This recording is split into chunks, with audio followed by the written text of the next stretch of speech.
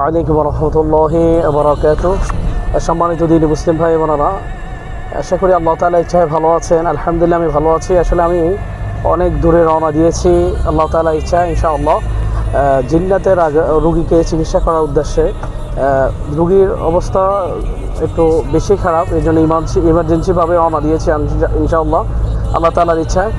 তো সবার কাছে দোয়া চাচ্ছি আল্লাহ পাক যেহেতু আমাদের সফরকে আল্লাহ তাআলা সহজ করে দেন, যে দূর দূরান্ত যাচ্ছি আল্লাহ তাআলা যেহেতু সহি সালামতে নেন, আবার সহি সালামতে যেহেতু আসতে পারি, সবার কাছে দোয়া চাই।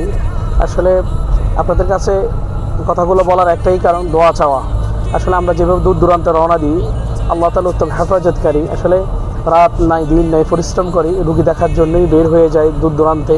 আসলে মানুষের যখন সিচুয়েশনগুলো দেখি, মানে কষ্ট দেখি, অসুস্থ দেখি, তখন নিজেকে টিকিয়ে রাখতে পারে না, আসলে মনে মানে না। মানুষের অনেক সময় নিষেধ করে দিই, আসলে তারা মানে না, যে বারবার রিকোয়েস্ট করলে বাধ্য হয়ে যেতে হয় আর কি। তো এখন অনেক রাত রওনা দিয়ে দিয়েছে ইনশাআল্লাহ, অনেক দূরে। সবার কাছে দোয়া আছে ইনশাআল্লাহ তাআলা, আমার জন্য দোয়া করবেন। আল্লাহ তাআলা যেহেতু সহি সালামতে নেন, আবার ফিরে আসতে পারি।